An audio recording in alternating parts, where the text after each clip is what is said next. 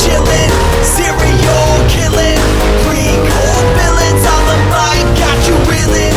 5-star rated from the floor to the ceiling. If you catch a 1-star, no time for feelings. Got a demon DJ on the ones and twos, by the name Beelzebub, so don't get confused. So grab a seat by the fire, roast them all over two, and prepare to hear the legend of the Straight Chillin' Crew.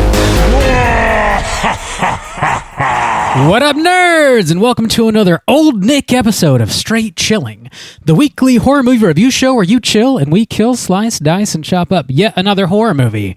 How's that? My name's Bob, and I'll be your host for the evening. This is episode 563, recorded on Tuesday, January 20th, 2026. Tonight, we're talking about 28 years later, The Bone Temple. Before we get into it, let me introduce everyone else on the show tonight. First up, we got Shaboy Randizo. What's up, man? I want to kill everyone. Satan is good. Satan is our pal. What's going on, buddy? Satan is our pal tonight, apparently. That is the plan. We stick to the plan. The What's going on, man? of the beast. Hey, smells. How's that? Last but How not is least, that? calling in from Seoul, South Korea, we got Shaboy Soju. How's that? What up? It's your boy Jimmy Soju. How's that? Let me get one of them That's very- Jimmy Soju's the drink. He's a business forwards Jimmy right here. It's How's like that? how's that? How's that? It's actually soju flavored sprinkles. How's that? Jimmy's. My droogies, my Jimmies. Come up with sprinkle little Jimmys on there. I've never called sprinkles Jimmys, by the way. That's a Wrong weird region. Just want my cream covered in Jimmy's. thing. Just want Say less, please. my cream soaked in Jimmys, please.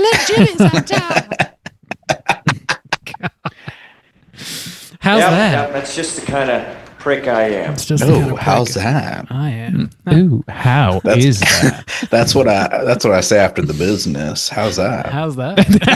They just reply with how's please that? say yes. Please say good. Please. Stop asking a question. You're answering my question with a question. I can't stand it. Sweet Jesus. Oh shit! This is the show, isn't it? Yeah, we're doing What's a show. next, Bob? We're doing a show. We're back in the theater for the first time in the year of 2026. Was it good? Was it a stinker? Stay tuned and find out. Before we get into the review, let's tackle a little bit of housekeeping real quick. Over on our Patreon website, we do have our February poll currently posted. If you support us at the $5 level or above, you get the chance to vote on a movie we will be talking about this February. The theme for February is Bodacious Babes. If you're unfamiliar, February is Women in Horror. Babes. You don't know anything about Bodacious Never Babes. heard of such a concept in my life. I've got something to sell you. It's a plan. 10-week plan. How's that? 10-week plan. Oh man. Turn you into an alpha. Get your hand off my penis! Step one, we mail you a purple velour tracksuit straight to your house. You put that on immediately. You don't take it off. You don't. You never You take shower it off. in it. How's that? You're now a never nude. And that's how you get laid. You stay clothed 100% of the time. That's always closed. Step the one. ladies love it. Step one. How's that? The bodacious babes. Women in Love Horror it. Month is February, so we got 3 movies that were directed by females, and those movies are Mona Lisa and the Blood Moon, Nightmare on Elm Street 6, Freddy's Dead, and The Ugly Stepsister. Whoa, Bob. How those numbers looking? Slight change, but nothing crazy. In last place still, Mona Lisa and the Blood Moon with 11% of the vote. Second place, The Ugly Stepsister with 33% of the vote. Sitting on top of the old hill, Nightmare on Elm Street 6 with 56% of the vote. Damn, two months straight. Ugly Stepsister. I know, just Yeah, losing. man. Just losing. Just wait till next month. Oh, God. Yeah. I like all 3 of these movies. I would say that is, I mean, arguably the best movie on this list, but that's not what the people want. That's not what they're here for. They aren't here for the good. They're not listening to this podcast they for don't, the good. They don't want us to watch good films, Bob. We've learned that. Yes, we have. They want us to be tortured. Screaming bloody murder. How's that? Let me in now. Satan as our friend, Satan as our pal. Get those votes in before the end of the month. We'll see what movie we're talking about this February. We're dropping mini casts every other Friday per usual over on Patreon. We just dropped one on a movie called The Damned. Your boy Bob was talking about that. It is on Hulu. It is a perfect wintertime watch. I would recommend checking it out. So throw that on your TV screen if you haven't seen it, and then tune into our Patreon and see what I have to say about it. Next up, I don't know yet. We'll see. It'll be a fun surprise for everybody, including we're definitely got it ready to go. It's just we're building tension. Yeah, that's Justin's got it in his can. Yeah. Are you on the edge of your seat? You got to check my can if you want to see this. It's full of mini casts. Mini episodes. Yeah, can. Oh, you want your mini cast, huh? You gotta get in there. Go ahead and rifle through my can. You'll find something. Elbow deep. How's that? That's all we got over on Patreon. Jesus. Do you guys have anything you need to plug? I do have a bonus episode coming out this week. So on my sister podcast, Don't Believe the Hype, we are celebrating the 20th anniversary of the Arctic Monkeys' first album, whatever people say I am, that's what I'm not. And a little bonus celebration just announced when I woke up this morning. New Arctic Monkey song is dropping on Thursday. Ooh. So I have a little bonus listening party. I don't know. It'll be the shortest episode ever. 2 minutes and 45 seconds. Sick. So we'll see what that's all about. But yeah, check that out this week. That's all I got. Well, my house is squeaky, Rob. Squeaky clean. This house is clean. All right, let's get into the main event. We're talking about 28 years later, The Bone Temple. And we're kicking it off with the back of the box. What's on the back of the box?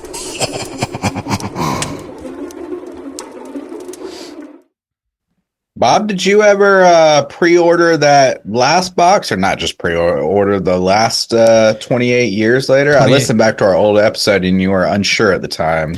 Yeah, I didn't love that last episode, that last movie. But you bought it, didn't you? I bought it today because of this movie, and I really wanted to go back and rewatch it after watching this. So we'll get more into that. You can pre-order 28 Years Later, The Bone Temple on 4K Steelbook right now if you would like to do that. And you can buy 28 Years Later, just 28 Years Later on 4K and in Steelbook form if you want to do that as well.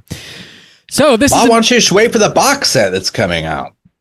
Oh, yeah. I mean, if they do that third one, I'm sure they'll put out a nice like trilogy that'll be, available if you want to do that.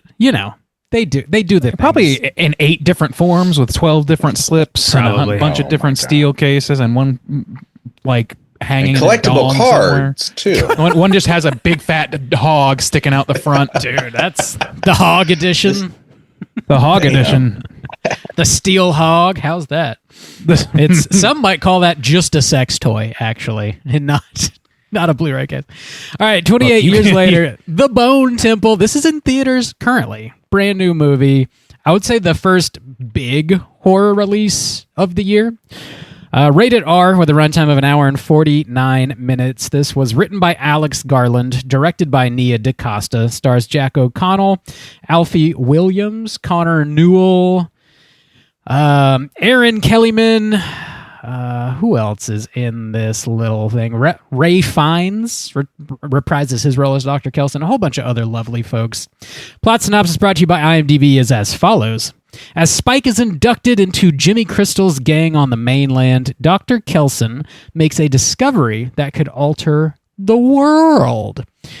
Brand new release, first time watch for all of us on the show here. Gentlemen, would you recommend folks at home check out 28 Days Later, The Bone Temple? Randy, kick us off. I would recommend checking this out. It was a good theater experience. And we're going to get into the qualities of this film shortly, but I think it's probably got some pretty broad appeal. If you're into any level of genre, I think you'll find something here. But that's my feeling anyway. Yeah, I recommend.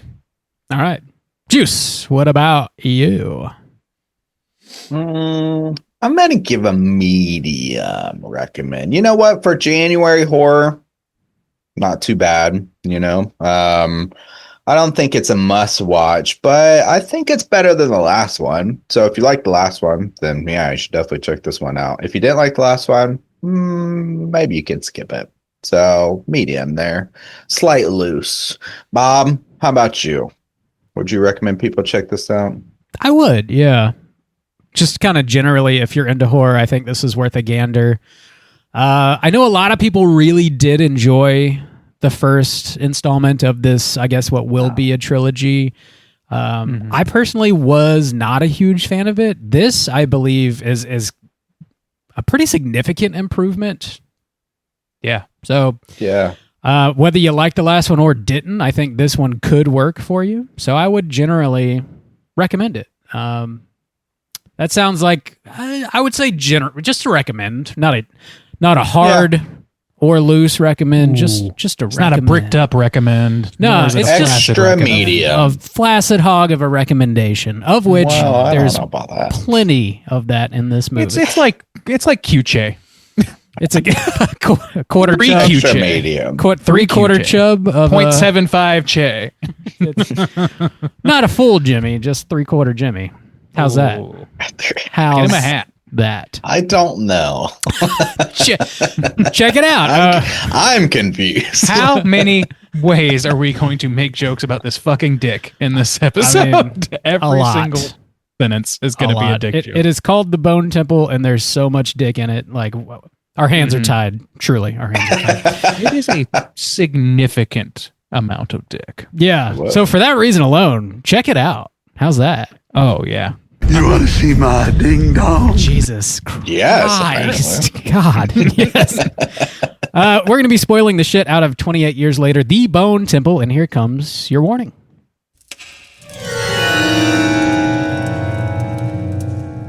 Spoiler warning.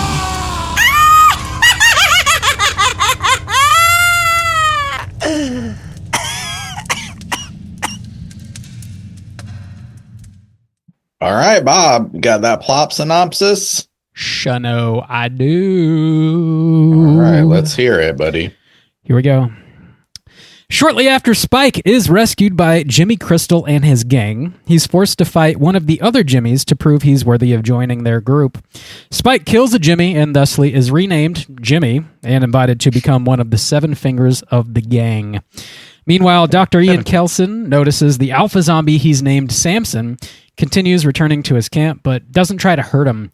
He deduces Samson has become addicted to the effects of the sedatives and his blow darts. Samson seems to become more lucid while he's sedated, and Kelson begins talking to him and even dancing with him.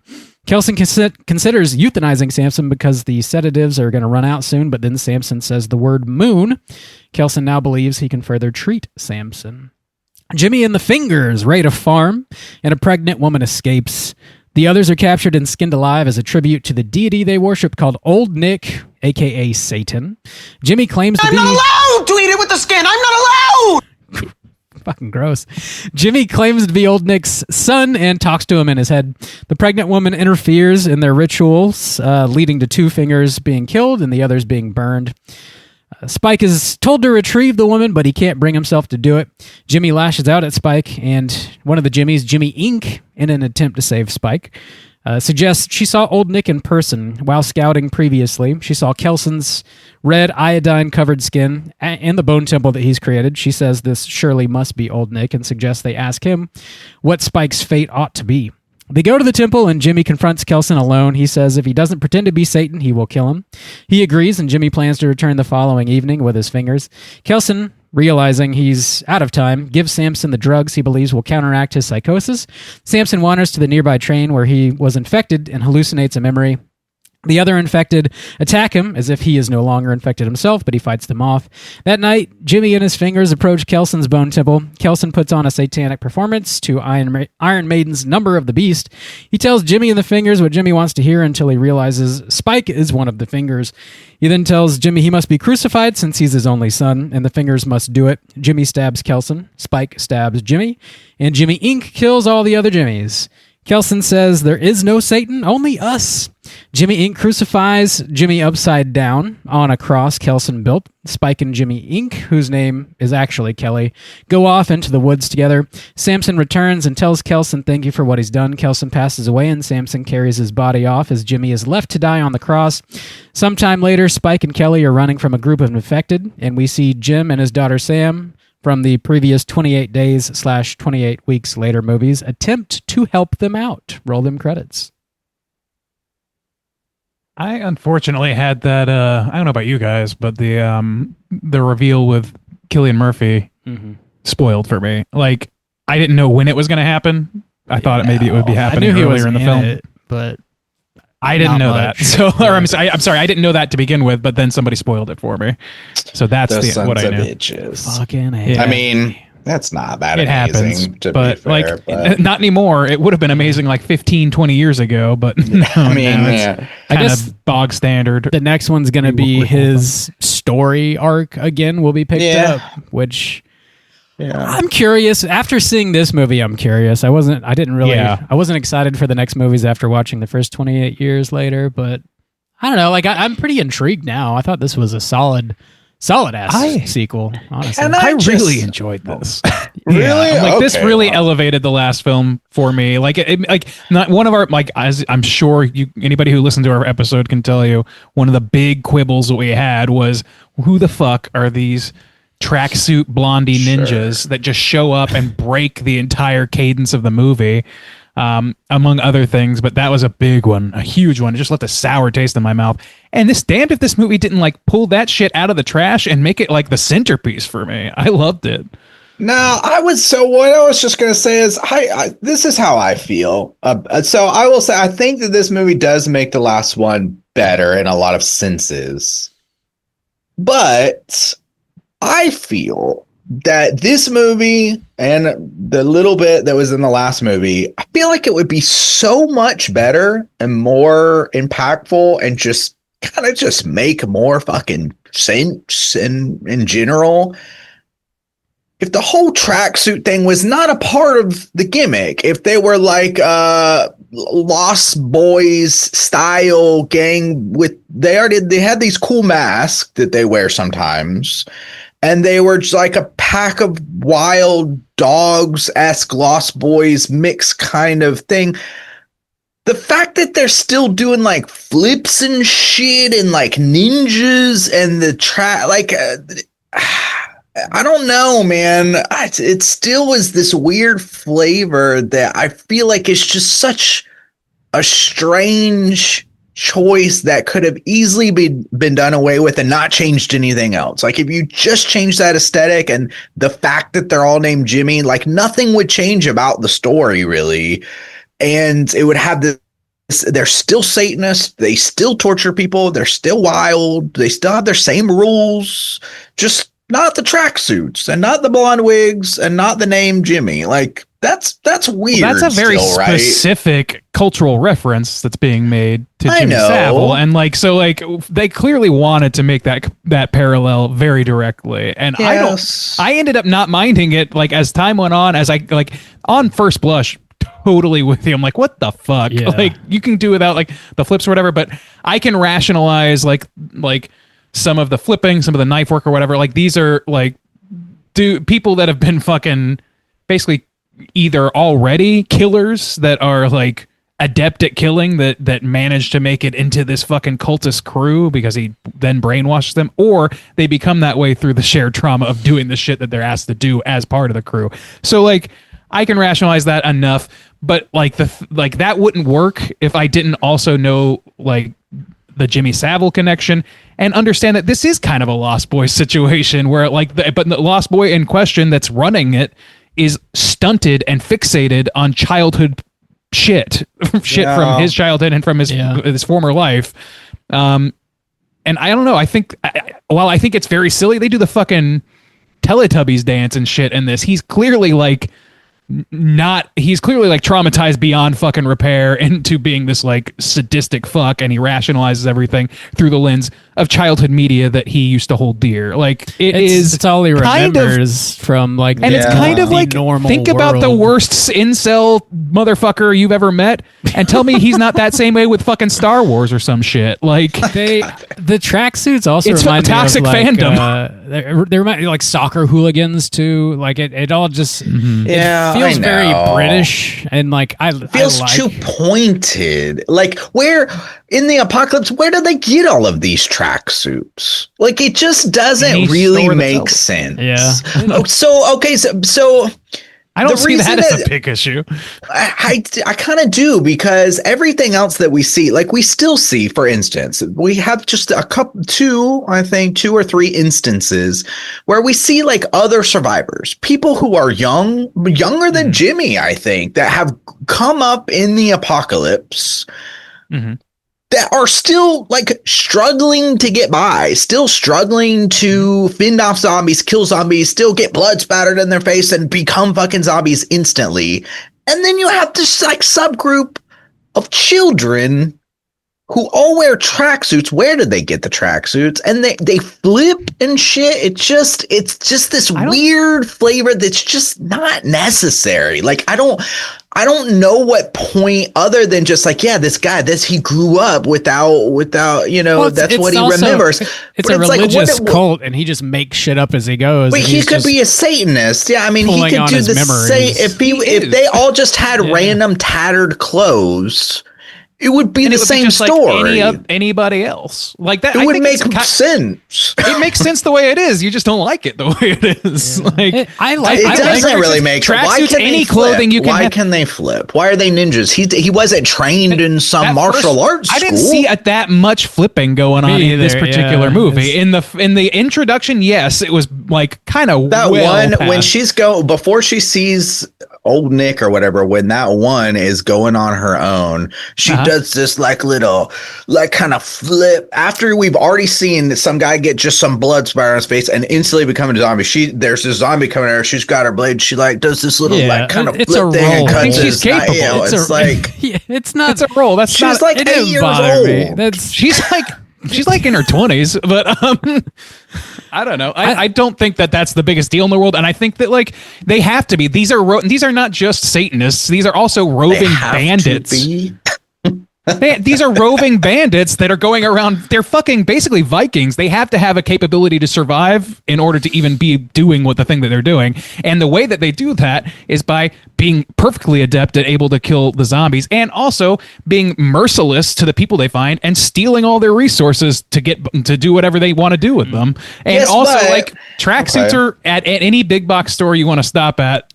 People aren't necessarily have that like. They might be there. Like, might have a fucking box of them. Who knows? I think it They're also salvaging everything. But they keep picking up new people. It lends them like this very iconic look too. Like, how many zombie apocalypse movies have we seen where everybody's just dirty and looks exactly the same? These guys, I agree. But I mean, if they were all in pink tutus, I would still think like that's really. I mean, Witcher 2. This is a movie. I think they sold it. This is a movie where like rage-infected zombies are like being cured and dancing with doctors, and like who gives a fuck about the tracksuits? Like, another thing too. It's the very first opening scene. And the thing is this movie definitely, this movie balances these things much better than the last one. So it is, I will say it is a lot easier to accept in the way that this movie handles it, which is a huge accomplishment, I think. But the very opening scene, though, is like, you're going to fight to the death. Okay, these are the flipping ninjas, by the way. The ones who survive, who do a roll and don't get any blood spattered on them and just like survive. The dude gets his pants pulled down and stabbed in the leg with a knife. Playing with his food. His cockiness is his downfall. I think that's pretty clear. Yeah. You don't think that somebody being obtuse like that, literally, that's like any, like so many, like fucking the Cyclops in the Odyssey was too smug and got his eyeball punched out, like, because he was stupid with his food. He played around and conversed with his food. Too far for me still. I guess my thing is I can handle it. I just kept sitting there thinking, like, okay, you say, oh, it's an iconic thing, but I would trade all of that for it to just fit. Like, honestly, like, because I don't think it doesn't make me go like, oh yeah, fuck Jimmy Savage. Like, it doesn't make this kind of like pointed idea that's so necessary to the theme of this movie, to where I really just would prefer if they were just dressed in tattered clothes and I could accept that there was just this band of rabid dogs. Like, still say nothing else changes. Like, nothing else changes except the aesthetic and the Jimmy aspect, because the fact that if they like worshipped Jimmy Savile or something, or they like, or their religion was based off of media, then I would be like, okay, maybe they're trying to say, but they worship Satan. Kind of. They worship Satan through the teachings of a dude who is fixated on those things from his childhood because he's an ungrown child with murderous tendencies. Like, I think it makes as much sense as any insane cult you've ever heard of. Like, think of any cult and then think about how they're asked to dress.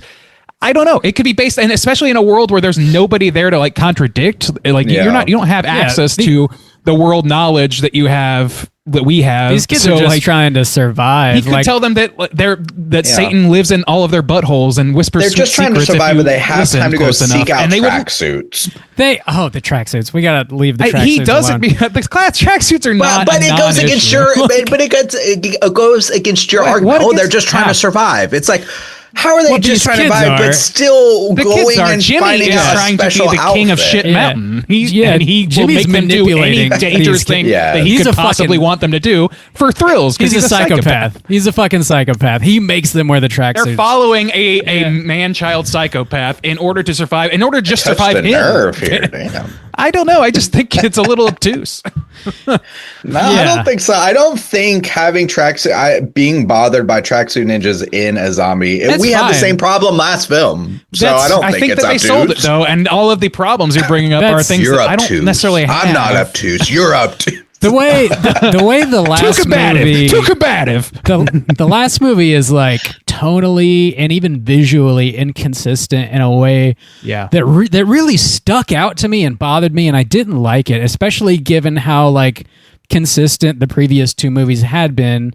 I think jumping from that aesthetic to 28 Years Later was a bit jarring, but even in and of 28 Years Later itself, like, it was inconsistent in a way that, like, when you're introduced to the Jimmies at the very end, you're like, what the fuck is this next movie going to be? Is it going to be like a straight up comedy? Because that's kind of what it felt like. And then Nia DaCosta came in with that idea and like leveled it out in a way that I think is way more palatable. Yeah. Really. Yeah, totally. I totally agree with that. And like, I find this cult to be fucking so interesting in its weirdness, and it's like, I do think it's interesting. I do think as it unfolded, I do like the beats of it. So really, like I was saying, like, I wouldn't change anything other than the aesthetic, really, and the Jimmy aspect. But like, the charity aspect, the way that they speak, when they see Ray Fiennes out in the woods and he's fucking red. Like, I love how that all played out. And when he does the Iron Maiden thing, that shit cracked me up. His character was great in this, and it made more sense too for the previous movie of like him being a doctor. We were saying like, what is he doing in the first movie, and like him being a doctor and why he didn't kill the alpha. And why he didn't kill the alpha, and even the alpha becoming addicted to drugs. Like, I was like, this is pretty interesting. Kind of a monk. Yeah. He's like a doctor turned monk sort of character. He's way more in this movie. He's way more religious than the guy who's leading a religious cult. And I love that juxtaposition of like this guy who was born and raised in a church, and him like taking that idea and bastardizing it and manipulating it to his own benefit. Whereas like this man of science ends up being like pretty damn damn spiritual at the end of the And movie. he's just driven by his curiosity, Yeah. and like his respect of the natural world or the order of things. Yeah. I don't know. I really like Ray Fiennes. I like him better in this movie. Like, it's easier for me to get where he's coming from. Whereas in the first movie, he's a very inscrutable figure. He has to be, because he's kind of somebody that Spike is going to as a desperation move. We don't really, but once we get to sort of know what he's doing, his bone tipple and all that shit is fucking like crazy looking and intimidating to look at, but it starts to make sense or whatever. And that's kind of the journey we don't get in that first movie with the Jimmies that we get in this movie, is we kind of get some kind of rationalization for what they're doing or the way that they behave and how they are, why they are the way that they are. And I really loved watching specifically the scene with Jack O'Connell. It's Jack O'Connell, right? Yeah. Jack O'Connell and Ray Fiennes like meeting for the first time and talking, and like there's just something like there's something so calm and placid about Ray Fiennes that he's able to take this psychopath down a notch and get him to reveal shit he otherwise wouldn't. And I think that speaks a lot to the character as well. It really, I don't know, it spoke to me, some of that stuff. I really liked the way those characters worked. When Jack O'Connell's like, I like you. You're easy to talk to. I don't think I've ever liked anybody ever before. Yeah. I was like, God, I that says believe a lot. Yeah. But I did like the juxtaposition between them, though. It's especially too. Now, this is one thing where the aesthetic kind of works in the way it plays off of what Ray Fiennes' character is doing, because, you know, Jimmy has to take on these things to build this kind of identity, right? And it's so central to who he is and how he operates.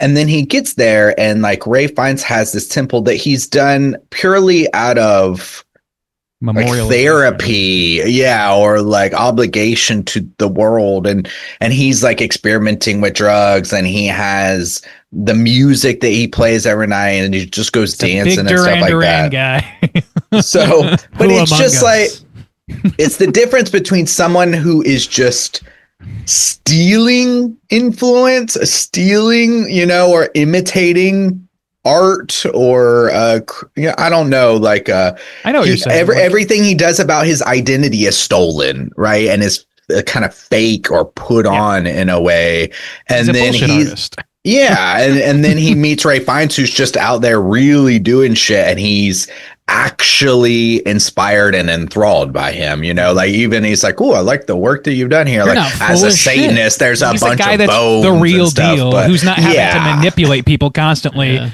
by telling them whatever is expedient in the moment that he can conjure from his childhood or from his past or from wherever. He just says shit. He's like, yes, there's many bone temples across the land. Like, and even like Kelly's like, you ever think that's bullshit? Like, yes, thank you. I didn't think she was 20. Maybe I just I read them all as like a slight person. 14, she could be 15. I think the actress 13. probably is at least 20, but I don't. In the movie, she does look a bit young. It's tough to say. I would say somewhere between 15 and 25 is a safe bet. But to be fair, I think Jack O'Connell's definitely in his 30s. I'm pretty sure, and he even looks quite young. Like, he's just kind of got a kiddish kind of face, I guess. Right? Yeah, he does. This movie has like funny moments, like comedic beats, similar to the first one, but it just feels so much more like baked in and like a part of the story, and not this like weird glaring thing that sticks out. So I mean, you've got Kelson like high off his ass dancing with Samson with his dick hanging out to Duran Duran. Like, that is hilarious, but it makes some kind of sense in this movie. And it's even funnier when our characters who are obsessed with the devil see him and watch us and go, what the fuck? And then think he's Satan. That's like Satan. Yeah. I love that mix-up. Yeah. In context, it makes sense. These kids haven't ever been alive in a normal world. So like, whenever he blows whatever that dust is in their face and starts lip syncing to Iron Maiden, like, they've never heard Iron Maiden before in their life. Man. So like, it makes sense. I had this thought while that scene was happening, where it was like, he started doing the shit, and it looks amazing, and I'm really loving it. But I'm like, man, this is like clearly like an older like dorks version of what Satan would be, and it's like I don't know. Maybe they'll clock him for it. Maybe they're like, wait a minute, what is this bullshit? Like, I don't know. But they're so disconnected from the reality that he comes from. He has like basically he literally has knowledge they don't of things like fucking Number of the Beast and all that shit. Medicine that he can and pull Iron out. Maiden. And then when he pulled, and I'm like, as soon as he pulled out the fucking like barbells of flame, I was like, yeah, That they're was sold. sick, I'm dude. sold. That is amazing. He legitimately drops the line, all right, let's crank this up to 11. And it I know, he's such a dork. he is, yeah. This is the dude that was dancing to Rio. Like, fucking insane. With his beefy alpha man. That whole like sequence where he's like starts treating him and like talking to him reminded me a lot of Day of the Dead, Romero's Day of the Dead, because I mean that's like what that movie is about. Yeah.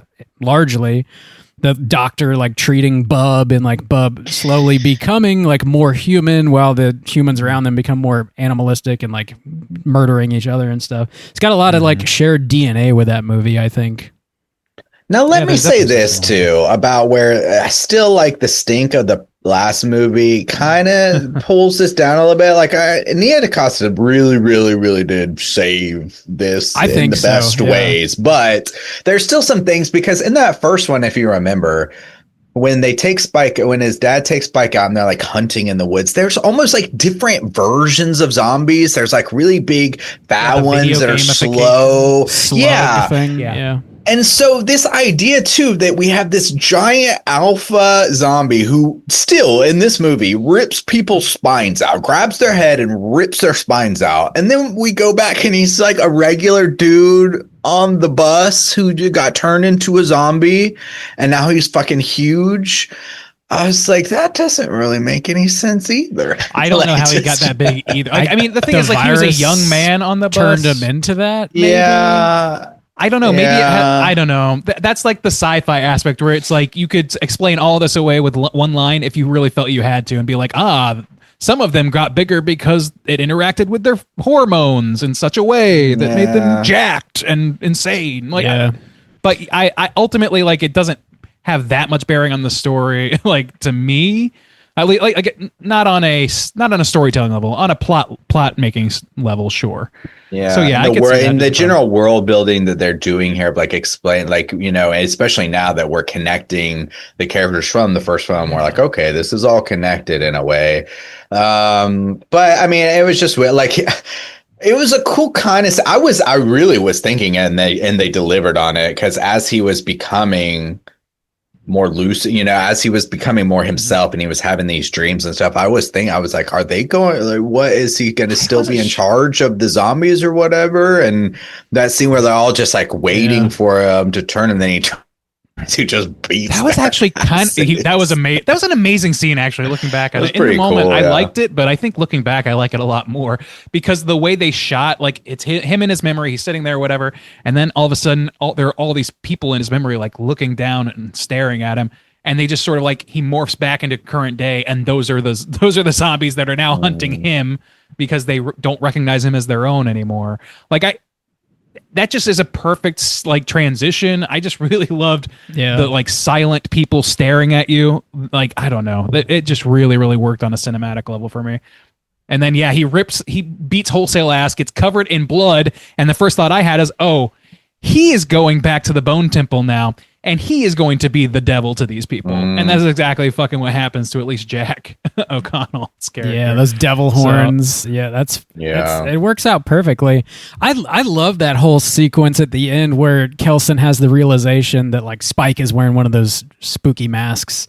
And he's like, well, if you're my only son, we all know what happens to my only son. I love that twist. Yeah, be that's so crucified. brilliant. I was like, I love it. damn. And I love that Kelly's like, yeah, Kelly's like she's into it. immediately Yeah. on board. Dude, that is such a great turnaround there. That the way that whole ending, like, it's just so satisfying in a way. The ending of the first 28 years movie just didn't Was really not. feel very satisfying at all. It was like Not at all. bizarre and A awkward. little bit of a thud, and then Yeah. it turned into a comic book all of a sudden. Power Like, it was Rangers, It yeah. had an Well, yeah. emotional arc, and it ended, but it didn't end in any big way. It was really just more like, it was very morose and just sort of sad.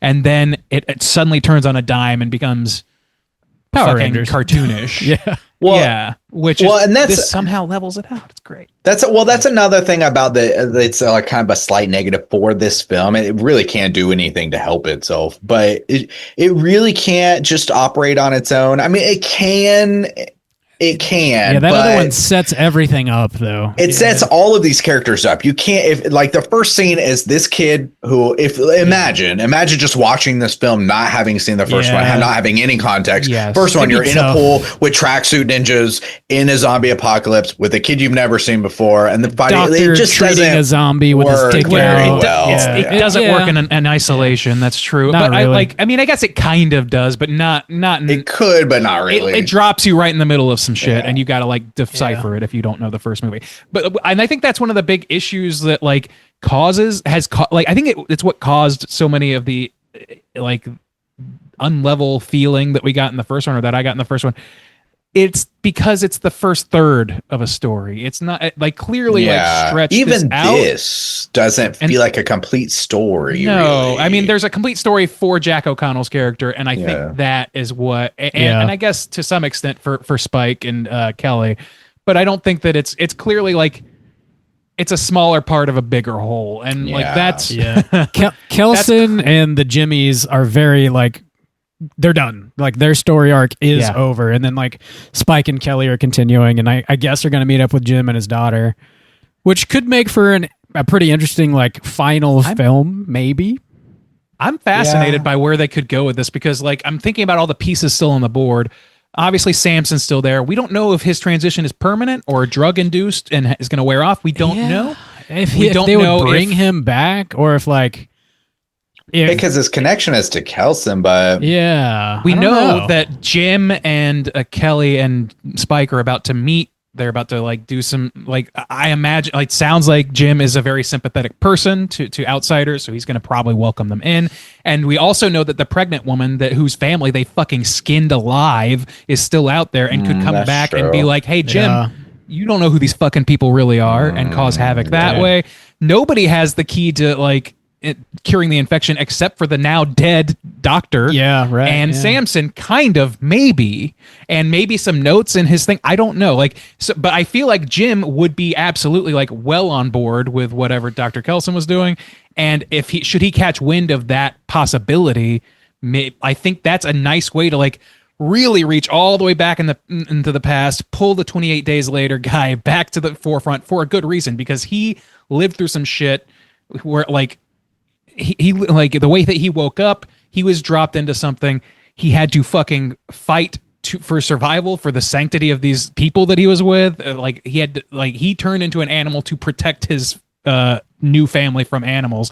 And it's clear by what he's teaching his daughter, presumably, that he has learned something about that. And it's like you're doomed to repeat history if you don't learn it. All these like tenets talks about how like turning your back on Germany is after World War I is what helped bring in the problems with World War II, and that resulted in that. So after World War II, they like started trying to build up the economy. They tried to like gave mercy where it wasn't, people didn't necessarily think it was deserved. And that led to a better outcome. There was no World War after that. So, like, I think he's got the proper perspective to do the right shit to finish Kelson's work, basically. But we don't know how, if at all, he's going to find out about this. We just know there are pieces on the board. And I'm really interested to see how it plays out. I would prefer Nia DaCosta direct the next one, too. But I think Danny Boyle has already gone on to say if they get the money for it, he's going to come back to direct it. Oh, boy. Yeah, I feel like her vision for whatever this movie was just felt more complete and consistent, and I think she fucking knocked it out of the park. There's a couple like gory moments in this where I had to turn my head, which rarely happens, but that skinning sequence where you see like the body is completely flayed fucking got me pretty hard. And then immediately after that, where they have the fight sequence where the girl like cuts down the kid's arm like slowly, and you see it like, oh my god, man, that's just hard stuff to watch. Pretty gory shit. I mean, yeah, and then he caught them bitches on fire. That was pretty sweet. Yeah, that whole that guy got sequence his. was like, yeah, wild, such a great sequence. When she got like when the woman he was fighting got the hook in her head and started talking about her lost cat, I was like, oh, ooh, yeah. I don't know. I love that as like just an additive detail to how this character gets got. She's like the most confident killer you've ever fucking seen, who's willing to do a Teletubby dance and then slice your fucking throat for no good reason. She's willing to do anything, and she's about to fucking decimate this guy. And then something gets lodged in her fucking skull, and she is back to childhood for real this time. Like, it's, man, I don't know. There's something about that that's like dark and disturbing in the right way. How's that? Even when the guy, the very first scene when he gets stabbed and he pulls a knife out and he's just like shooting out blood, but nobody helps him. Yeah. Yeah, and then he's like talking and he says like his mom or something, like, he like just is like so desperate and dying, and like that's fucked up too. I mean, he is Very like a kid. He's young, so it makes sense that he would revert back. Like, this is it. Nobody fucking cares. And you realize in that moment, like, they don't care. They don't give a fuck about each other. And truly, like, Jimmy Crystal is pulling the strings and truly is manipulating these kids, pits them against each other in these really fucked up, crazy ways. I love the whole like idea of the seven fingers, and they're basically his apostles, and they have to dress like him with the blonde wigs, like the like, the long Jesus, the Christ-like hair or whatever, and they have to like live like that. That's all that is, Jesus was blonde, okay? Long blonde hair. Everybody blonde Aryan ass has agreed to that, right? Just and ripped. He's definitely he's got to be just fuckable. Oh yeah, at the end of he the probably day. swings some pretty hard dong too. If we're being Samson honest. ain't got nothing on Jesus. All right. Oh man, Oh boy. Peanuts in your face. Calling Satan Old Nick. I'd heard like Old Scratch before. Old Nick was a new one for me. Did you guys know, like, right off the bat they were talking about Satan? No, not really. And but even Ray Fiennes is like, do you mean Satan? Yeah, so like, I don't know it. Old no, Nick. it's a cultural thing. I remember. It? Yeah. Okay. I don't know where, but at some point or another, I definitely heard all these euphemistic names for the devil across the years, and that's definitely an Old English one. Old Scratch, Old Nick, those sort of things. Like, it's part of a pantheon of names. So I don't think that I don't think it's like the most common knowledge anymore. But this older dude knew it. Okay. I love their conversation. Him even being like, well, I'm an atheist, you're a Satanist, and him just like piecing it all together, but it not really phasing him, and being He's like, I'm do you gonna mean gut you alive. And he's like, well, that is a quandary. I guess Such a dork. I love him. He'd already seen so much shit at that point, like a crazy Satanist threatening to murder you. You're like, whatever, man. I'm like curing and he says like zombies right now. And like he's his like working before the moon is brought up by Samson, he's like clearly trying, like he's like, I finished all my work, my life's work is done, which I assume is the Bone Temple, and like, I'm pretty comfortable with dying. So it's like he's just very at peace generally, but he's not ready to check out for no good reason. You know what I mean? So he's like, well, then he has a purpose. He even says, "Oh, suddenly I did become afraid, but I thought of Samson. What would Samson do without me here and stuff like that?" Right. So he had a purpose again. Yeah, exactly. And I love that. I don't know. There's a few things I can nitpick about this for sure. Like I didn't understand how the fuck they got the tracksuits. Yeah, where did these fucking tracksuits come? and the wigs. How many wigs? That's just stupid. No, the God, it really is. the what was I gonna fucking say? I lost. Sorry, I fucking threw you off. Um, I don't remember. It's good. Picking some nits over here. Yeah, you said nitpicky things. I don't know how they. Oh, like I don't know how the doctor would have been able to identify Spike with the mask on. That seemed like in the moment I was like, how he can't recognize him through this fucking shoe leather. He's got a shoe on his face. Like, yeah. My dude's I got a love shoe those on his face. masks. See, I like that so much more. It does than look the sick. Tracksuit. It reminded me of the evil I thought Superman it looked silly too, to be movie. honest. What was that movie? Oh, you're talking about Brightburn? Brightburn. Yeah, the little kid. It reminded me of Brightburn. The laces on his face. Yeah. I thought about that too. Yeah. For sure. Like, I mean, I think it works fine, but like one of the masks looked exactly like the dude's mask from The Strangers. Like, to me, all that stuff was like very, very like samey to other stuff, which despite all of my kvetching, which there was a lot of it when they were introduced, I ended up really liking this unique look, to your point, Bob, for these guys. So that got smoothed over for me. The tone was really smoothed over for me. It's going to be a Halloween costume this year for sure. Someone's going to be Jimmy Probably. Crystal. I don't know if I love that because he is based on a real monster, Yeah. like a real piece of shit. And I don't want people necessarily going around dressing like Ed Gein and shit. Well, too either, bad, so. Randy. I know. They're gonna. Spirit Halloween's One thing gonna that was have it weird, too, prepackaged. I was like, wait a second, why didn't that? To be fair, the version I watched on was not perfect, but when they're in that house, when the Jimmies are in that house, and he says, "Oh, I'm gonna kill you first, of course," or something like that, and the guy is in the kitchen cooking, and he gets the hot water, and I was like, "Well, this dude's definitely getting burned." Nobody got burned, right? I think he missed them with the pot. Did he? I think. He kind of spread it He all was, the like, way across the standing- table. I think okay. they all got a little burnt, except for fucking Jack O'Connell. I was like, he's the guy who's close to. But then he got literally clubbed right in the head, I front of think. you. Or no, was it him? Somebody got clubbed in the head with the pot, I want to say, Okay. afterwards, too. But I was Terrible like, that guy did not make great somebody use of would've his got one burned. shot. Yeah. Terrible shot. He fucked up. Yeah. Kind of bad. fucked that on up. But But yeah, I did we kind of brought it up real quick, but charity, again, the way that they speak, and I like that they left it to your imagination that like this was just one of the punishments, right? And they knew it. Spike knew it by name, like the take off your shirt. I don't remember what they said, but yeah, removal of the shirt, removal of the pants. shirt, and Yeah, she's and about so to take and that dude's penis skin off. Taking the pants Whoa. off. Sure. I think she's just going all the whole penis is gone. I don't think she's keeping it there. I thought she was going to do because of the way they're doing like with the hang a dong and stuff, and maybe it's because they portray her as such a younger kind of kid. I guess that makes a lot more sense that they didn't go this route. But I thought she was going to do like a kind of rape thing, like a rape humiliation thing. I but thought then maybe. I was like, I mean, that's kind of what that is. I think.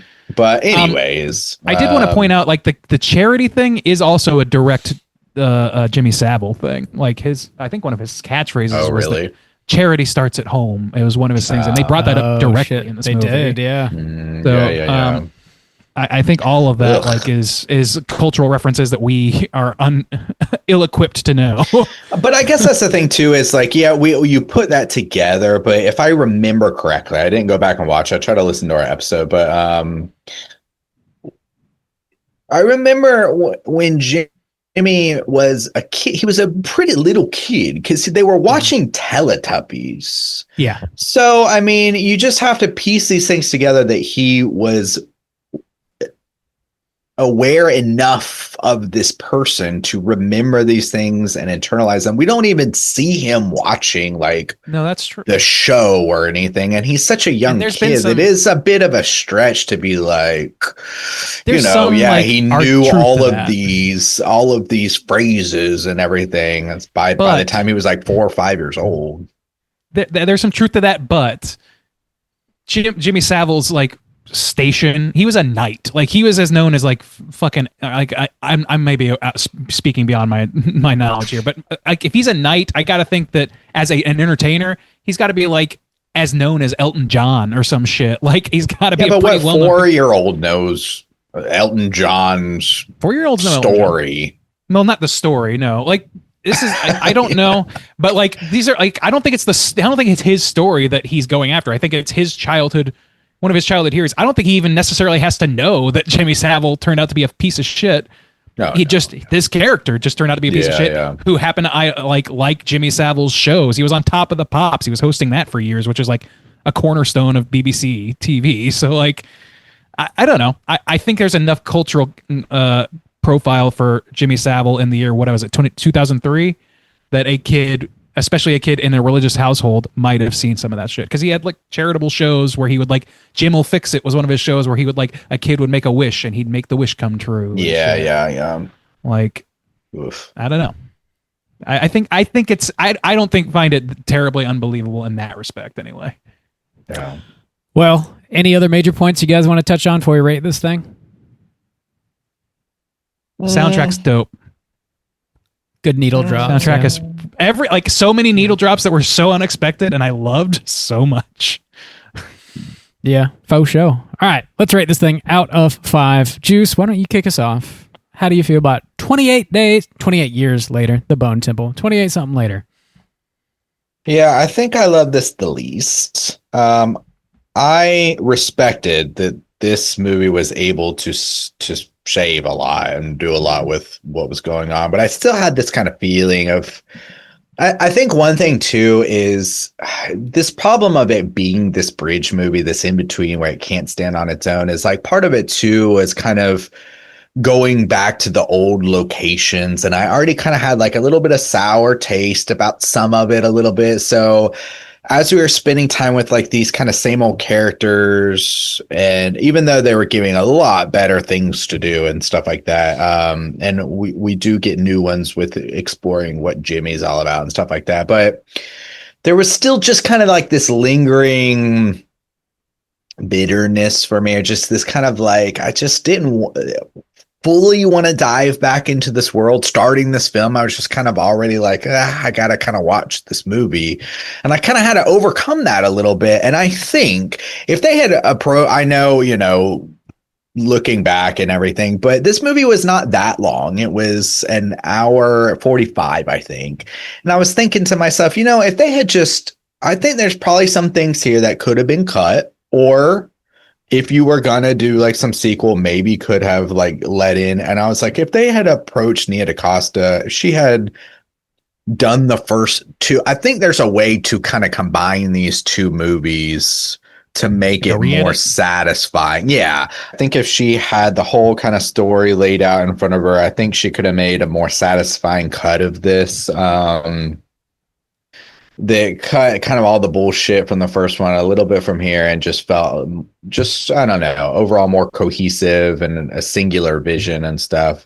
But she did a really good job. I like that they finally gave some kind of purpose and meaning and depth to the doctor and actually what he was doing, and got to see him like be kind of wacky, but also kind of brilliant at the same time, and spiritual a little bit. And it was just interesting. And his explanation of like why his skin was red and shit like that.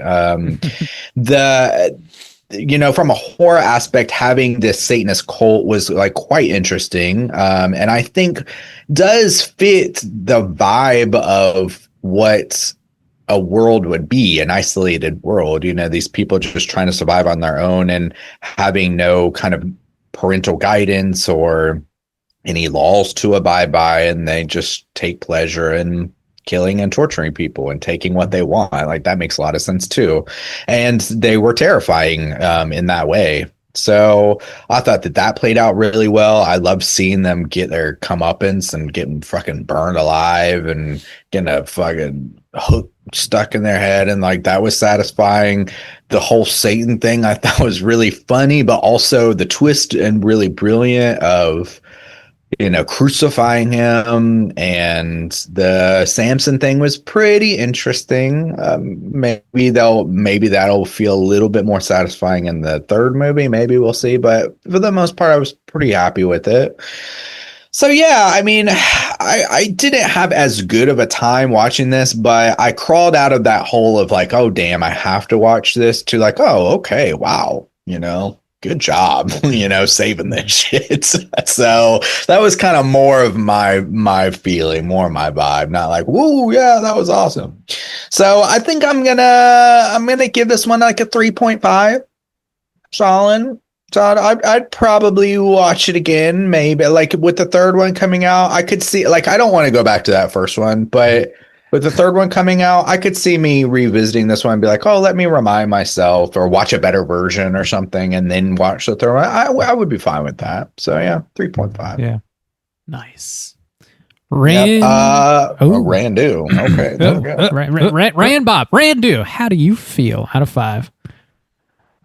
Yeah, I feel pretty good about this movie. I was like, we're pretty parallel path in terms of what we expected from this movie, but my reaction to pretty much from the jump, I would say like within the first 20 minutes of the movie, I was like, man, I'm actually really enjoying this. Like, what's going on here? I did not expect. I expected it to be the same but worse, which is what like just bog standard for any sequel, even within a trilogy. It just kind of feels like the novelty of whatever made the first one okay wears off, and the new things they introduced seem weird and incongruous, which seemed validated by the Jimmies appearance at the end of the first one. But none of that shit started really bothered me in the way I expected it to, and it actually started to become like all the weaknesses that existed in the first one, for the most part, like dissipated or were turned into strengths by this movie, and it made me retroactively like the first one a little bit more. I too don't know that I'm chomping at the bit to go back to watch that one, but I would definitely rewatch this one, and I probably will before the third one. I'm a little excited to see how the plot works out. Like other things on the board. Fucking Samson has a daughter who lives in the original settlement from the first movie with Aaron Taylor Johnson, who is underutilized in that movie. I feel like that's gonna be prime real estate for storyline. Like there's gonna be there's a lot of tendrils that are out there that can be pulled and woven together. Excuse me. So I'm interested to see how that works and the greater themes that this movie, this one ultimate story, is aiming to tell, because I feel I'm starting to see the stuff under the surface, whereas the first movie felt like pretty surface level. By like it just didn't, anything that was underneath the surface was pretty blatantly said up front, and this movie is not that subtle either, but it creates a more depth and a broader world in which to sink a little bit deeper. And now that I understand like the kinds of different people that can exist here, it feels less like a video game, that there are all different types of zombies out there, because there's also different types of people. This is like 28 years later does truly like mean a lot in terms of the development of this human society, this cut off human society. So I don't know. I'm really intrigued, obviously. And Alex Garland is somebody that I generally trust with sci-fi stuff. Like he's somebody that we've seen good things from. Danny Boyles does great work. Nia DaCosta, though, is the one that rescued this franchise, this trilogy, from forgettability for me. I'm not going to forget this movie, even if the third one sucks wiener. Like it's fine, because this movie, even though it can't be cleanly separated, I still really like this. I was really surprised by it in a positive way. Not a big complaint. Not a whole lot of complaints from me. Great needle drops. Great swinging hog. It's got it all. We're going with a 4.25. I was split between 4 and 4.5. So that's where we're at. You know what I will say about this movie is it is the best horror film of 2026 so far. Whoa. Number one on the list. Whoa. We're primate. You got to start somewhere. Number one on the list. Bob, out of 5, where are you going to rate the old Boner Temple? Boner Temple. We barely said that at all this episode. I'm kind of proud of us, to be honest. We made a lot of dick jokes. I don't think we didn't dodge any bullets here. I mean, Have you heard of our podcast? We showed some restraint. So proud of us. So proud of us. So proud. We forgot to make the joke. That's not restraint. How's that? Yeah, I like this movie a surprising amount. Going into the first one, I was really excited to sort of revisit this franchise, this really interesting zombie. It's strange. After we did our review on 28 Years Later, there are so many people that are like, they're not zombies. It's a rage virus. Like, they're fucking zombies. Like, let's get over it. Who said that? Dude, people in the comments, man, like we really like on YouTube and shit. Yeah, we understand it's a virus. I hope somebody got fired for that blunder. What would you call them then? What are we supposed to call them? The infected? Just the infected. Oh my! They're fucking zombies. Get over it. Hey, nerds, go fucking get laid. A rose by any other name is still a goddamn zombie. Yeah, I was excited to revisit that franchise, and 28 Years Later was a bit of a letdown. Honestly, I was not about it. And this movie truly, I think I took everything that movie set up and elevated it and made it make sense and made it exciting and still feel pretty fresh and enjoyable. Just like looking through some of the trivia for this and like watching a couple interviews with people and like the differences between how Danny Boyle might direct a movie and Nia DaCosta, it feels like Danny Boyle is a little more free flowing with how he might direct a movie, whereas Nia DaCosta is a little more like focused. And I don't know, maybe more intentional. That might not be the correct way to describe what I was getting, but something like that. And I feel like that kind of comes through in both of these movies. I think the performances in this are just fantastic. Jack O'Connell playing this twisted cult leader psychopath is just so entertaining to watch. Ralph Fiennes was the highlight of the first movie for me, and he, again, is fantastic in this movie. The whole, like, him refusing to kill Samson in the first movie drove me nuts. I was like, this guy just keeps coming back, and he's huge, and he's going to kill you one day. What are you doing? And it takes that, like, very, at the time, stupid plot beat and makes it make perfect sense in this movie. And not only that, it becomes extremely interesting. And like I already mentioned, it shares a lot of DNA with Day of the Dead in a way that it harkened back to that movie, which I love. And I was like, man, that would be an interesting double feature. Just watch those, back to back. The ending with Cillian Murphy is kind of a nice way to tie all four of these movies together. Hopefully we get another one. They were saying, like, if this movie makes enough money, obviously they'll make another one. From what I saw, the budget was around $60 million. Assuming that's correct. In opening weekend, this made like $32 million. So I don't know. I feel like for January, making $32 million on an opening weekend is pretty damn good, but obviously they haven't made their money back yet. So maybe we'll get making your money back in theaters right now is pretty damn good. Yeah. Maybe we'll get that third one. Maybe not. I'm not sure. I love the needle drops in this. I love the comedic moments and how they actually feel like they're important to the plot while being goofy and entertaining. You can feel everybody on set during that, like, Iron Maiden music video sequence. You can feel that they are just fucking having the time of their life making that. And it, like, that energy comes through the screen and you get to experience that with them in just a really cool way. I love the twist at the end where they're like, well, if you're my only son, we got to crucify your ass, motherfucker. Like, it's just, it's so satisfying, man. I had a surprisingly good time watching this. It's gory as hell. I feel like it's darker. It feels a little more like cruel than the first movie as well, which is something I think makes sense for a 28 days, weeks, years, whatever you want to call it, the 28 franchise movie. I don't know. It all just makes way more sense, and it does get me a little excited for the next one. So yeah, surprisingly, I'm kind of a big fan of this, and I wasn't expecting to be a big fan of this. So way to go, Nia DaCosta. Let her do the next one, please. I'm going to come in with a 4 out of 5 on this, and that's going to put our aggregate at a 3.9 for 28. Alex, I know you're listening. Yeah, I know. Listen here, bub. I know. It's like, I know we're big time influencers in the horror scene now, so yeah, we're getting directors' jobs and shit. It is like Alex Garland and Danny Boyle. They like created all this like really rich, interesting stuff, and I feel like it just, when it's funneled through Nia DaCosta's POV, it just makes for a better movie at this point, I think. So let her do the next one. Let's go ahead and jump over to a Rotten Tomatoes segment, see what the critics and users have to say about 28 Years Later, The Bone Temple. Certified. Such a long title. Goddamn. It's very long. Such a long title. So this here is the Rotten Tomatoes segment in which I'm going to have these gentlemen guess within the best of their abilities what the aggregate positive score is for 28 Years Later, The Bone Temple. That's right. I said it.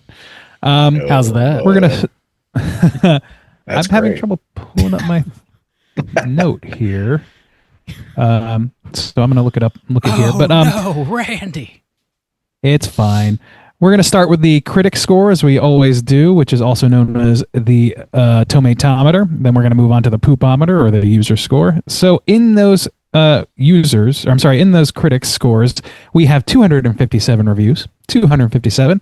Keep that in mind as you try and wager what the aggregate positive score is. And Bob, you are going to go first. What are you thinking? Oh man, I seem to recall the critics enjoyed the first 28 Years movie. I feel like this won't be any different. Probably pretty well received. How high? I gotta go with the boys. 86 Project. Let's do it. That's an 86 project, everybody. We know. You know what that means. It means I got to find this bomb. One last disguise. Stretch and stretch and stretch. Everybody knows what that means. You know what that means. Everybody knows. You know what this that guy knows. means. Jeff knows. Mike knows. Julie knows. Hey. We all know. One thing I was just looking at, so Nia DaCosta apparently also wrote and directed another film that came out last year called Hedda. Did anybody see that? I'm not aware of it. I was just looking at that. And it has good reviews from what I can see. So I'll have to check that out. I like that Candyman requel too. Like, yeah, because I was like, what? That's what I was thinking. I was like, what else she direct? She did that Marvels movie, which was not very good, but I don't think that's her fault at all. Probably not. So it was she just the one that did True Detective, Night Country, or was that someone else? No. No, that was the only television she's done is Miss Marvel episode and something else. Kasama, did Kasama direct that? Can carry on. I'll find out. But yeah, I'm gonna have to check this movie Hedda out. Hedda. So it's got old Imogene Poots in it. Whoa. Anyways, you know what? I was kind of surprised to see. I'm getting ready for our episode, and I was surprised to see that 28 Years Later was quite high on a lot of lists and stuff. So I think it's better. So I'm gonna shoot higher. You know what? I'm gonna $1, Bob, and I'm gonna say 87. Ooh, 87. That's a birth year of somebody. Well, somebody great, probably. Do you think so? Jury's still. I don't know them, but they're probably awesome. 97 boy over here, of course. I'm 99, of course. Oh, yes, of course, we all know. So here, view is clearly closer, but nobody's completely on the money. The difference being about 5 percentage points. This one gets a 93% certified fresh. The $1 Digio. Damn. Hail Satan, hail you, baby. Oh shit! Whoa. Oh shit! The number of the beast. It was a marriage to the beast. Marriage to the beast. Hey, look at that! If I sit just right, I got the old double horn. You look so horny. I love how like Renaissance fair level Ray Fiennes is when he's doing his fucking Number of the Beast dance and shit. Like, it's his little get up and his makeup is so awesome. And his like blackened mouth and all. That's so good. I love it. Anyway, sorry. Let's move on to the user score, the poopometer. There's 1,000 plus verified ratings. 1,000 plus. We're gonna go in reverse order. Soju, defend your title. What percentage are positive? I think it's still gonna be high. I think people are riding high on this. I want the boys. I'm gonna take the boys 86. Give them to me. And you know what that means. You know what that means. Oh, you everybody. know what it is. Oh, does this guy know what it means? Do you know? That's surprise, motherfucker. Bob, what about you? You got. I'm gonna $1. I'm gonna $1. Bob, I'm taking your boys. I strolled in to take your boys, Bob. What are you gonna do about it? I hate it when you take my boys. Those are my boys. Bob can't keep his boys on lock. I will say you guys are a little bit closer this time. Just 2 percentage points away. That was pretty close. A little closer.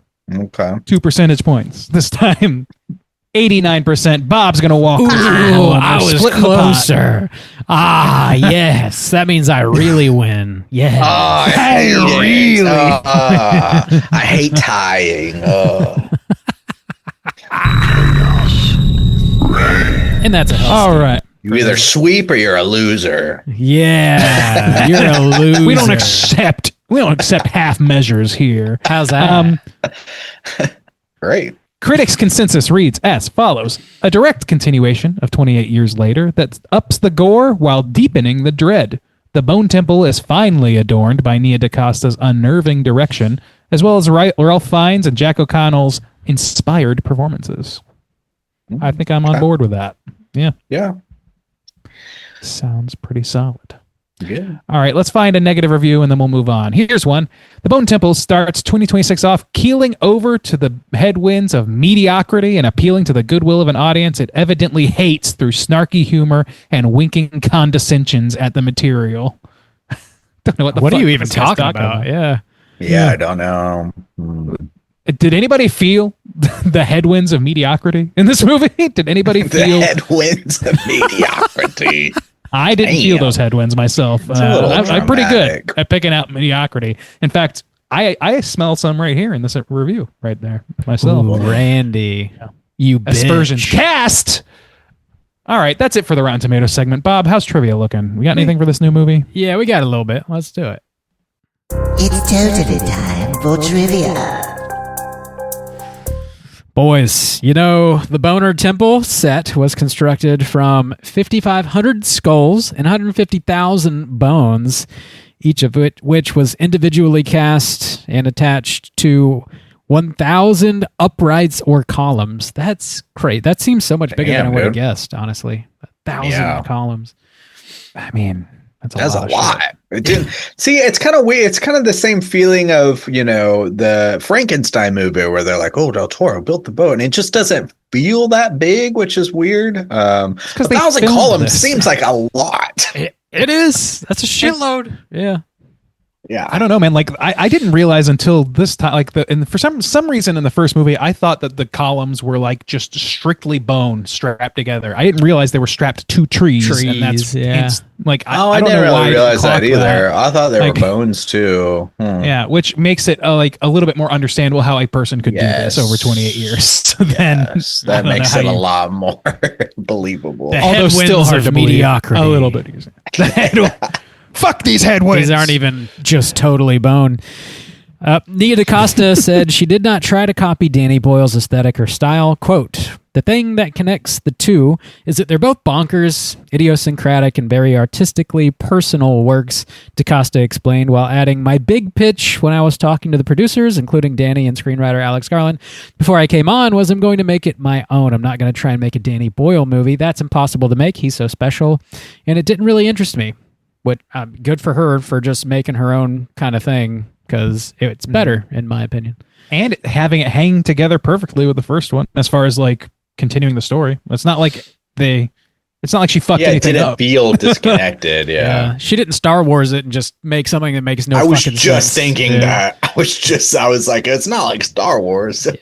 Fucking 180. Like, here's my fucking movie, assholes. Hope you like it. Like, it makes sense. Sometimes that works. It's not outright defiant to the previous film. You know what that means? The headwinds of mediocrity blow strong. Boys. God, how's that? That's the motto of our podcast, I believe. What about headwinds of mediocrity? I flew in. We're riding high on the headwinds of mediocrity and the ocean of dick jokes. And boy, are my arms tired. Woo. What else we got here? DaCosta stated that while the theme of the previous film was about the nature of family, the Bone Temple would be more about the nature of evil, which would lead to the next film, which would be about the nature of redemption. Okay. Sure. Okay. We'll see. I still reserve judgment for sure. Yeah. Like this last movie. This might be the only good one in the trilogy. I'm fully prepared for that possibility. However, though, I am ready for the acting of my boy old Cillian Murphy to shine through. Yeah. He's good. Murphy. Yeah. Yeah. According to Ray Fiennes, while Danny Boyle's direction in the preceding film was instinctive and fast-paced with a clear vision of desired moments, Nia DaCosta's approach was more deliberate and meticulous, particularly in close-up shots, allowing actors additional time to develop subtle aspects of their performances. In contrast to the previous film being filmed on iPhone 15 Pro cameras, The Bone Temple was filmed using the Arri Alexa 35 digital camera. I like the look of this one better too, honestly, than the Me too. iPhone. I forgot about that iPhone thing. Somebody brought it up to me today. I don't remember the rig that had like 40 iPhones on it to get these. That's not filming with an iPhone. In the real sense. Yeah, that's filming with a giant fucking. It's a huge array rig of cameras. Yeah, it's like a $20,000 rig, basically. Like, it's not an iPhone. Yeah, just be normal. Yeah, seriously. Let's just be normal, everybody. The last bit I have here. We're just normal men. I wish. Blowing in on the headwinds of mediocrity. We're just normal. We're just innocent men. We're so innocent. Last thing I have to portray Samson. Comparatively, yes. Chi Lewis Perry wore a full body prosthetic suit. Each suit took 7 artists 6 to 8 hours to apply and could only be used once. So the process had to be repeated more than 25 times during filming. For close-up or waist shots, they had simple partial prosthetics. So yeah, he had a full-on bodysuit. Samson? Yeah, Samson. That seems Okay. weird. That does seem weird, but It's just a naked I didn't guy. clock it at all. Like either. Me like neither. really solid. Why does he have to have prosthetics. so many prosthetics? He's just a naked Well, I know guy. he's guess got to a make lot of him like look scarring and so- stuff. Oh, the scars. bulking and- Yeah. the scars. I don't, but you can apply scars, just scars. They clearly wanted to bulk him up too. If it's a full suit, I got it. Clearly wanted that dong swinging. So. Yeah. Oh, They yeah. Oh yeah. You're telling me that's a prosthetic dong? Oh yeah, for sure. Stunt cock. It's a stunt cock. It's a rubber dick. Bob, Some might just call it a sex toy. I don't know. I feel cheated. That's minus half star. I finally thought I fake finally found a brother in hog. arms. You know. the headwinds He's of like mediocrity. me. Oh man, there's someone like me out there. I have some representation on screen. Oh, Finally, representation is important. I mean, it's a For the little three-legged small at the community. end of the day, but you know, I'll take what I can get. Look, it's I guess cold. that's You know. alpha. I guess He's not even tripping over it. What are we doing here? borderline alpha. That's Just we might let him in the club. The headwinds of mediocrity prevail. The big head wins of mediocrity. That's Oh, that's boy. all the trivia I got. Let's talk Cooter of the week. Straight chillin'. Cooter of the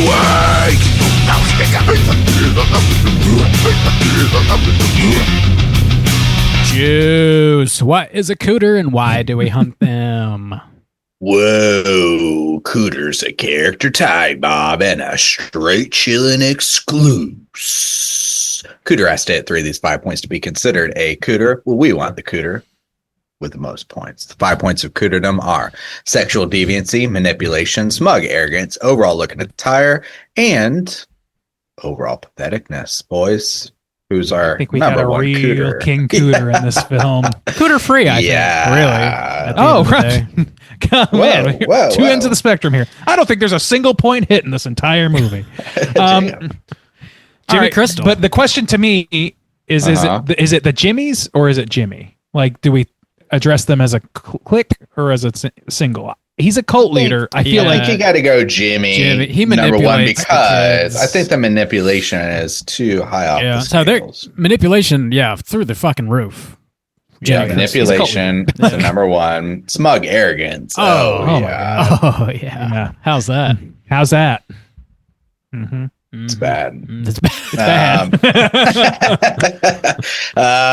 So yes, patheticness. Yes, I think so. Oh my God! This dude is talking about fucking Teletubbies like it's the Ark of the Covenant. Like, You what don't the know fuck the are you doing? See, that was another thing that showed people's age They too. thought It's like TVs on those the two tongues. younger people like had no idea what Teletubbies No. was. So like I everything assume, he yeah. said is from a world they will never know. So yeah. it's like when somebody tells you about all the cool shit they did or whatever, and it turns out like that none of that stuff's That's not true. cool. Like it's just, or none of that stuff's cool. Yeah, it's like when I see it like kids every think day. Creed is cool as we understand to be true. Oh now. yeah, but they just never really experienced it in its true form. If they experienced the true Creed, they would not feel the way they do now. Hold me now.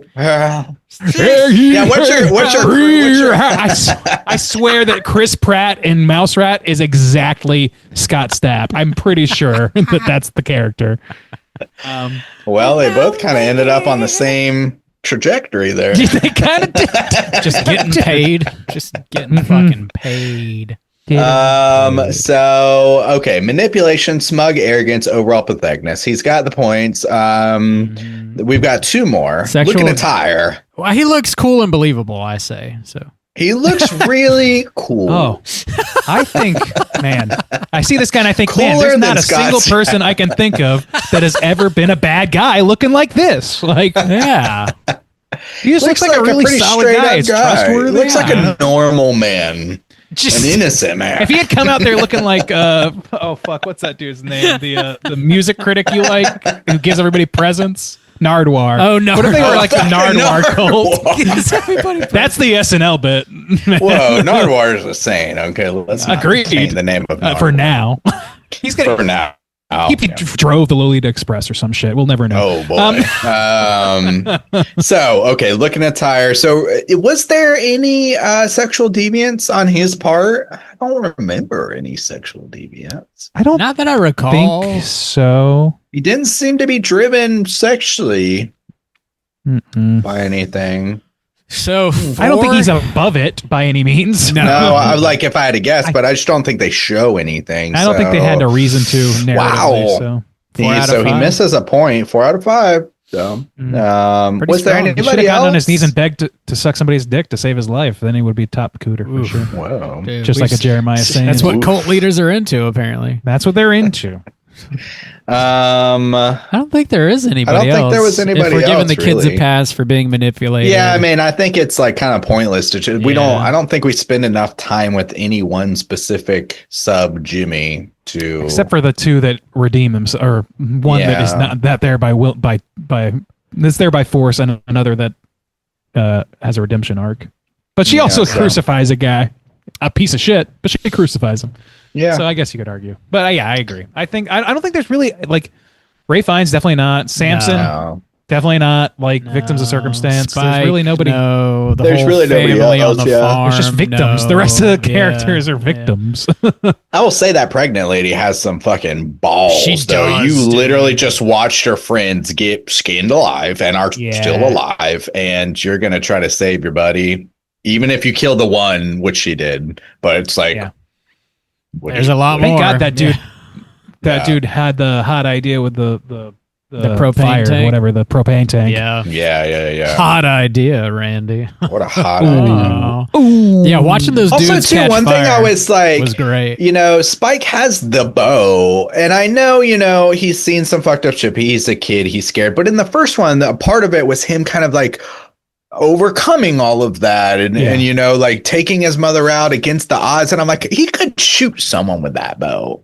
He could have killed Jimmy from far I thought that away. too. I think he's just I He think couldn't have killed them all, though. Like, I think he's just terrified. That's the thing He's about just cult leaders is scared, like it's a horde, basically like a small horde of people that if one of them goes down, the other 3 or 4 or 5 or 6 are going to come after you. They're never just on their own. he does try to escape twice, though. So I mean, he's so trying to he's do bold something. enough to try to escape. and he does kill that one kid to like survive, and he does. Yeah, he's doing some shit.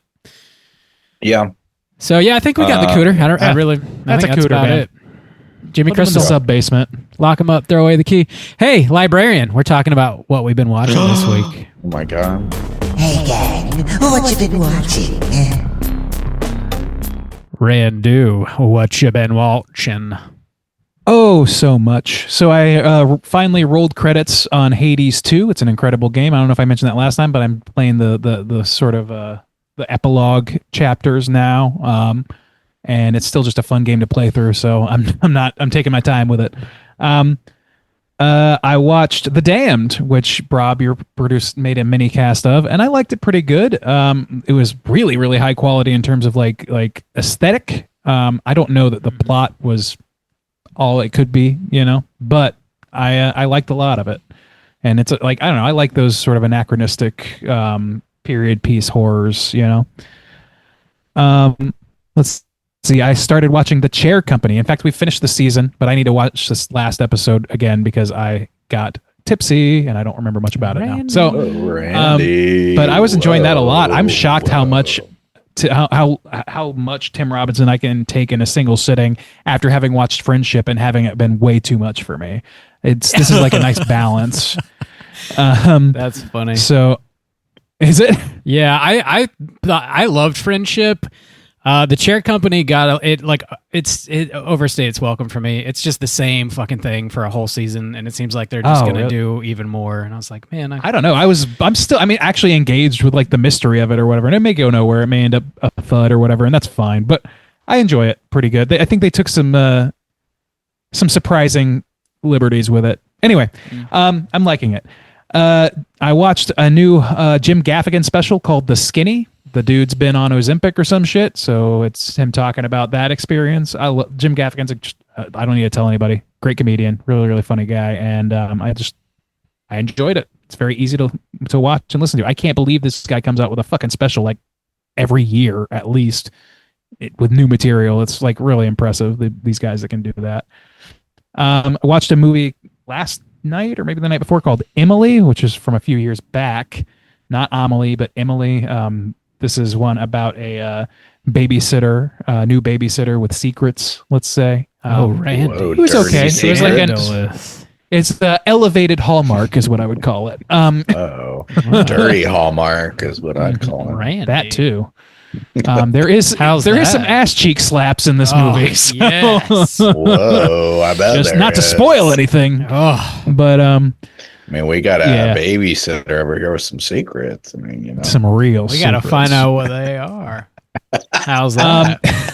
she probably keeps some in her can. Keep them right in the can, right next. That's where you put all your most Back important to the mini, next to the mini cast. Yeah. Two more things On the left my here, we list. got the mini cast. On the right, some secrets. You know, Just dig around. See what you, That's a see real what you Sophie's pull choice. out. All right, a couple more things. One is the Drew Carey show, which I loved growing up, is finally available for streaming. It's a lot of episodes are on YouTube, so I've just been like watching episodes on YouTube, getting some nostalgia fix, and it's still a reasonably funny show for a 3-camera sitcom. I think that it was a little more innovative for its time than people give it credit for. They did a lot of like interesting improv shows, like live shows and stuff like that. It's pretty good.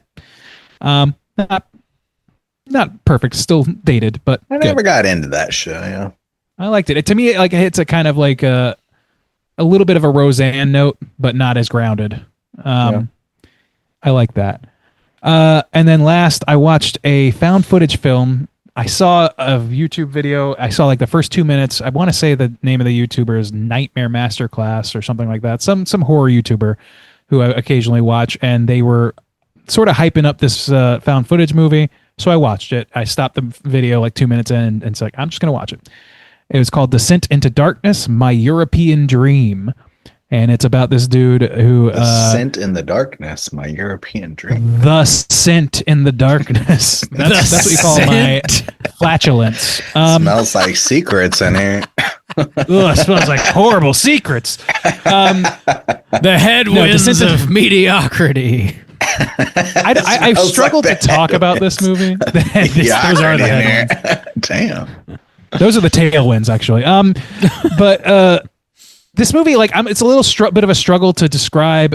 It starts off kind of like Borat, where there's this guy who's doing recording himself exploring Paris for his government, and as like somebody from Eastern Europe or whatever. So he's a foreigner in a foreign land. And things kind of go sideways for him a little bit. So it kind of starts on this Borat, a little bit silly, like fish out of water sort of situation. And it slowly but surely devolves into some of the most depraved shit I've seen in a long time. It found footage, as everybody knows, hits me right in the gut and immerses me really easily. And this one did that. The last one that hit me this hard, or it hit me harder than this one, but the closest parallel I can think of is that Megan is Missing. That one hit me really, really hard. This one less so, but still hit like it still disturbed me. And I was thinking about it through the night. You know, it got to be a lot. And part of it is, and I don't know whether to call this a spoiler or not. If you have any interest in this movie whatsoever, just skip over this part. But there is, I would say, something of a trigger warning, because there are dead animal carcasses being played with in this movie. And I'm assuming they were ethically sourced in whatever way you could do that, but I don't know. And I don't know how to feel about it, because they're like, it's like squirrels and shit. Seems pretty fucked up.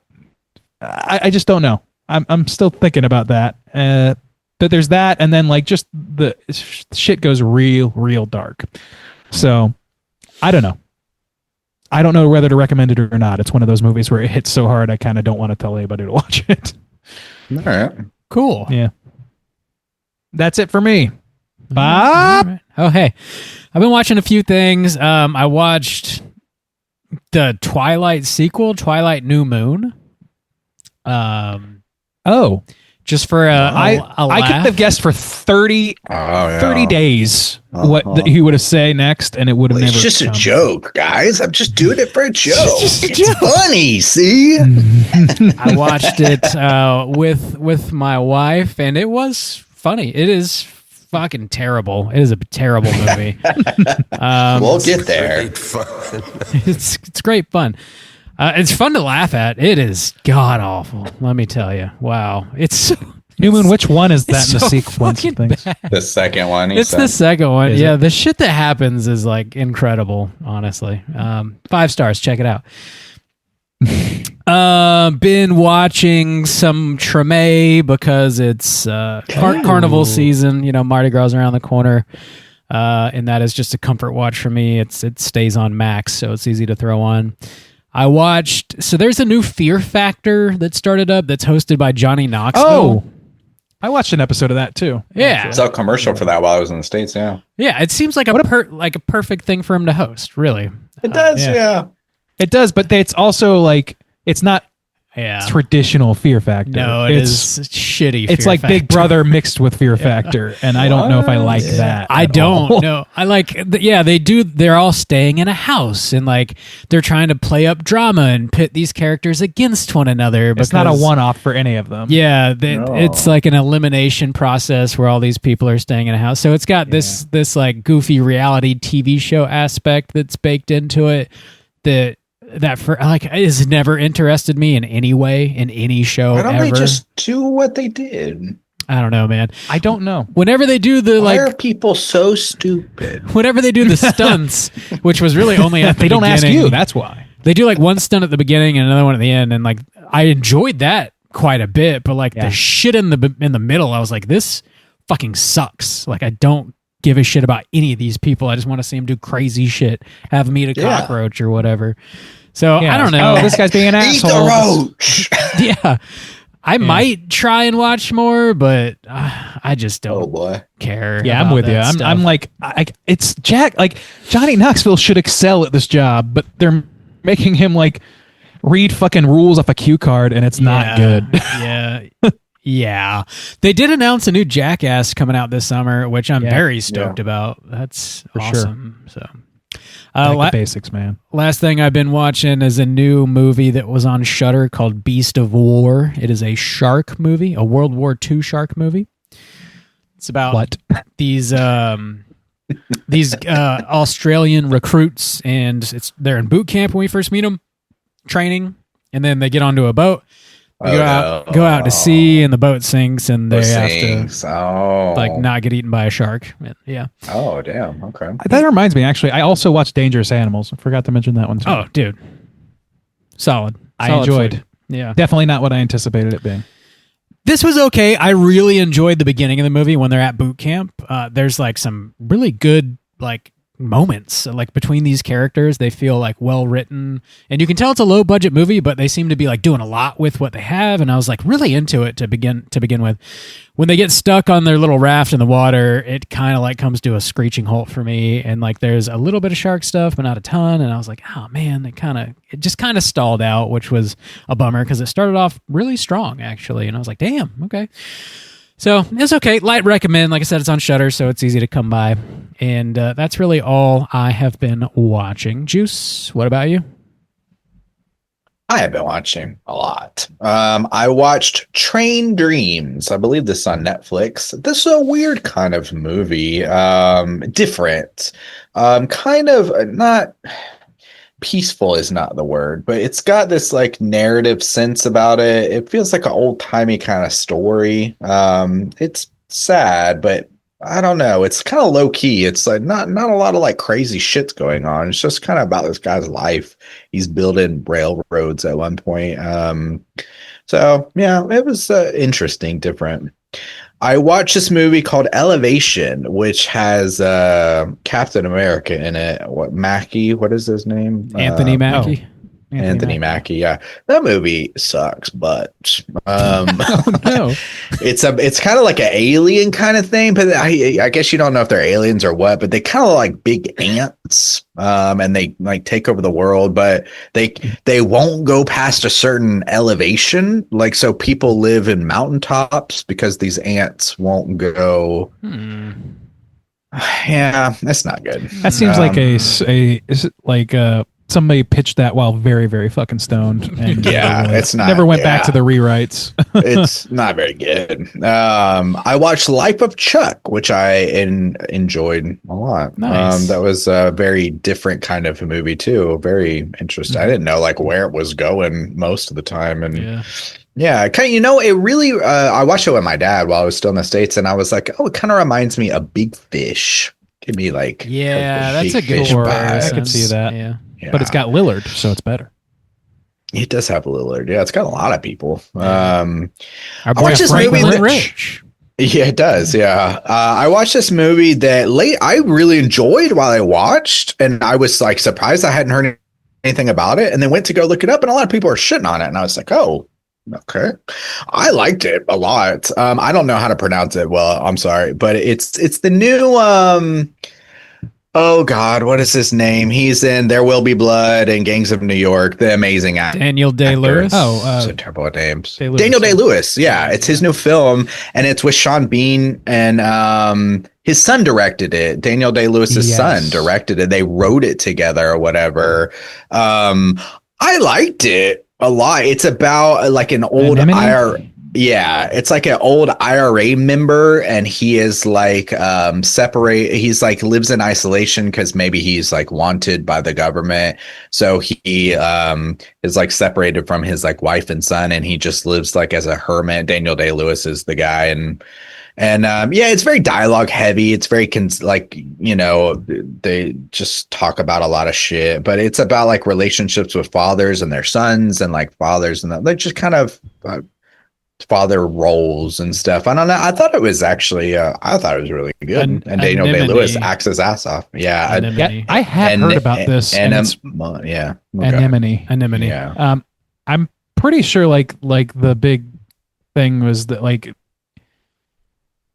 Daniel Day-Lewis like came out of retirement to be in this movie, and it's like, well, and his son directed it, right, and he wrote it's it about with fathers his son, and sons, and like it's about fathers and sons. Yeah, I mean, I don't have a problem with any of that, but that's the one thing I did hear about this movie is people like, oh, like Nepo baby stuff, whatever, that sort of thing. And I'm like, I guess. Yeah. I don't know. I mean, it is definitively. But I thought, to be fair, as far as like the directing goes, the cinematography is quite beautiful in it. I thought the cinematography was real. I didn't, when I started watching it, I had no idea that his son directed, so I wasn't thinking about any of this. I was just watching it, and I was like, holy shit, Daniel Day-Lewis. And then I learned about it later, and I was like, oh yeah, I guess so. I don't know, whatever. So you did not feel the headwinds of mediocrity, is what I did not. I did not. I think a lot of people get too caught up in like some of those details. Like, I guess if you went in knowing his son directed it, you might be thinking that. But I just watched it not knowing anything, and I thought it was good.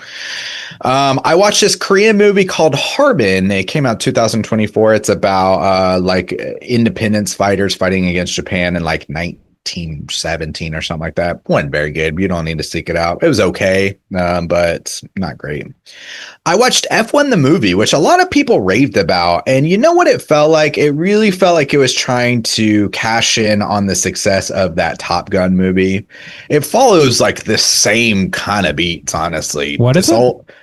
F1 the movie. It's about it's that Brad Pitt racing movie where he formula. Yeah, it's really the same thing. It's like an old dude comes in, teaches these young bucks how to do it, and they respect him in the end. It's kind of cheesy, man. It's a lot of people like raved about it, and I thought it was really goofy, honestly.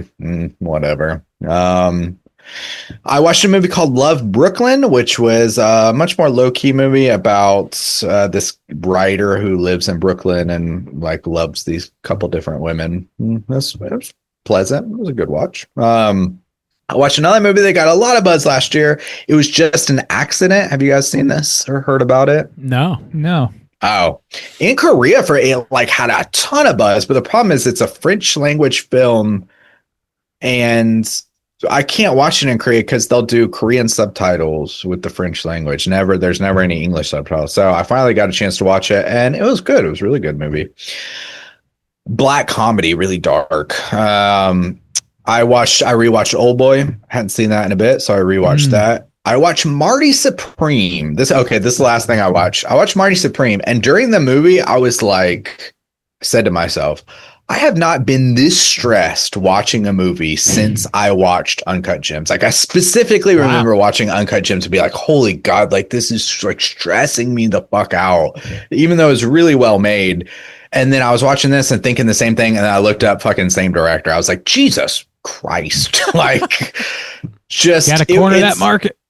I don't think it's as good as Uncut Gems. Like I know this movie is getting like a ton of buzz. I think I have this little bit of thing. He's a good actor, I guess, but I think what's his name is way too overhyped, and I think he's not as good an actor as everybody makes him out to be. Old Timothy Chalamet or whatever. Timothy Chalamet. Charlemagne, my boy. But like he's kind of one of those things where I'm like, yeah, he's good, I guess, but I think he's too overhyped at this point for me, and I kind of just have this little bit of dislike against him. But yeah, it's a very stressful movie. Very, very, very. It's one of those things where like something happens and then you think that they've solved the problem, and then another bigger problem comes along immediately after, and it's just like keeps doing that over and over. Surprised you didn't for like bring up Beau is Afraid. That's what I'm. Yeah, that's for me. True. Yeah. The only thing about Beau's Afraid is it's like so dreamlike logic, whereas these movies are very grounded and feel realistic. So it's kind of different there. Yeah. But that's it. All the things I've been watching.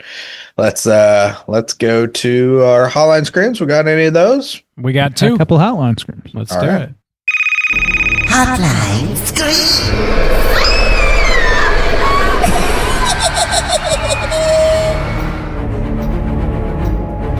If you guys would like to call in and leave a voicemail to be featured on next week's show, hit us up at 904-638-3231. 2 voicemails this week. First up, we're going to hear from our biggest fan, Nas. Let's hear what he's got to say. Ooh. What's up, guys? It's Nas here. I heard y'all's last episode on Begonia, and yes, you are right. I didn't call in for the past 3 or 4 weeks, I think. It's been busy, as I can say it like that. But anyways, I wanted to wish y'all and everyone listening a happy new year, and I hope y'all enjoy it. And for you guys, the Straight Chilling crew, I hope you are all proud of yourselves because you gave us another banging year.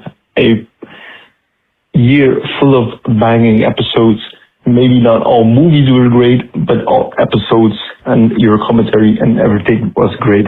I truly hope y'all are proud of yourself on what you established over those, 12, 13 years, maybe even longer. I don't know. But just want you guys to know that you're doing a great job. You're inspiring a lot of people, and you're making a lot of people happy, maybe mad, but that's just fun, right? But anyways, guys, I hope this year will be another year with great episodes. I don't hope that, I know that. I know it will be. Also, I have a question for everyone, since I think this voicemail is going to be played right before, or maybe even on, the episode where we all are doing your top 10 of the year. So I want to hear people's top. I'm going to do my top 3 of the year of 2025. Let's hear people's top 3. My top 3 only has one horror film on it, so don't be mad at me. I'm gonna do like from the whole year, not only horror movies. So number 3 is Sinners. Number 2 is the F1 movie, and then number 1 is Superman. Yeah, that's it. For horror, I haven't seen a lot of horror this year, and not every horror was that great. Everybody says weapons, but I don't like weapons that much. Maybe a hot take, but hey. Anyways, guys, Love you and keep chilling. Bye-bye. All right. I always am proud of my banging, personally. We're inspirational. Oh yeah. I tell myself that every day. I look myself in the mirror and I say, Juice, you're an inspiration. Yeah. And way to go on the banging year. Yeah. Another year full of banging. Our episodes are full of banging. That's for sure. I wish. How's that? Do you? Always. Well, very sweet message from our Yeah, our boy thank Nos. you. Thanks Thank very you, much. Nos. I'm sorry I gave you a little shade in my F1 review there. I guess, a lot of people liked it. A lot of people, yeah. Yeah. Solid top three, man. Thanks for Yeah, I calling forgot in. Superman came out last year. And he yeah. brought us our prompt for next week, so kudos. Doing our job for us. I didn't see F1 or that Superman movie. A lot of people love that Superman movie, though. That Superman movie I did like. Yeah, I liked Superman. I forgot it came out last year, but that was like the kind of, a big, it's like summer blockbuster, fun. I remember going to see it. We saw it in the big crazy theater that's got the couches and like you lay down and stuff like that. And it was a fun watch. The lay down couches. Full of banging. That's a banging episode. Yeah. Thanks for calling, Nos, man. Happy New Year to you as well. I hope you're doing just fine. You rang it in, kept all your digits, didn't blow any of them off.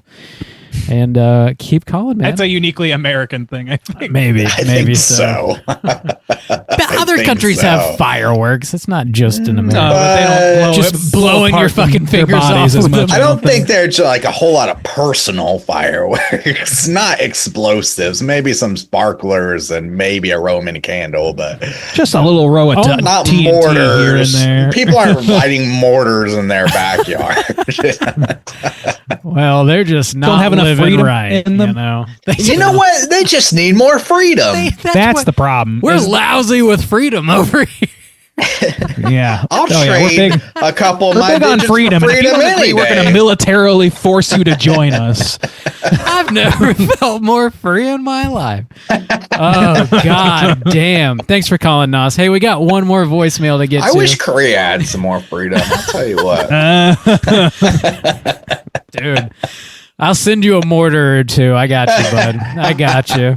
Send it right through the mail. There's no problem there. No, zero problem.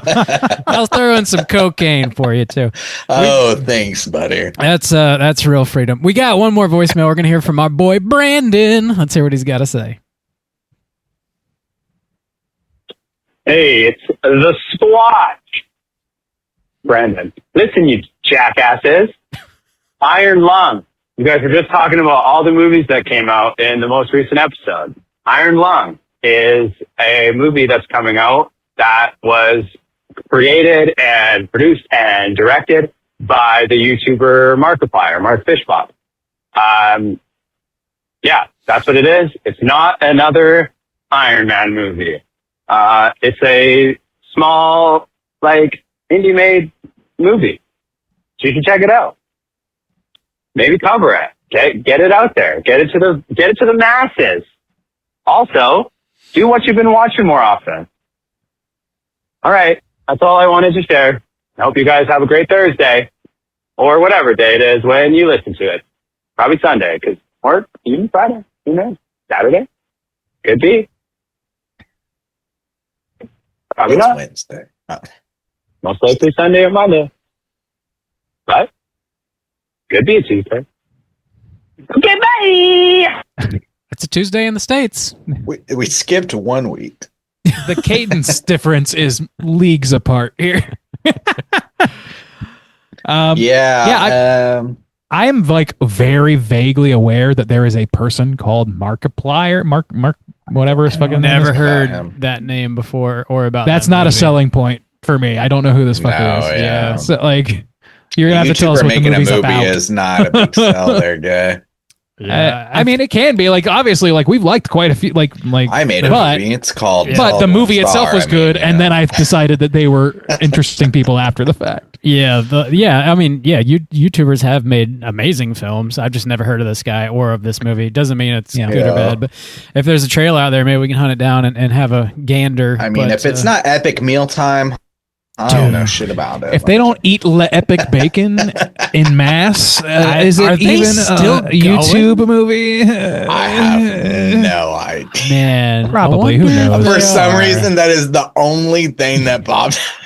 Fucking epic meal So I time. pulled that. Can't from wait like for Sean 12 Evans years lighting up ago. the screen. My boy Muscles Glasses over here.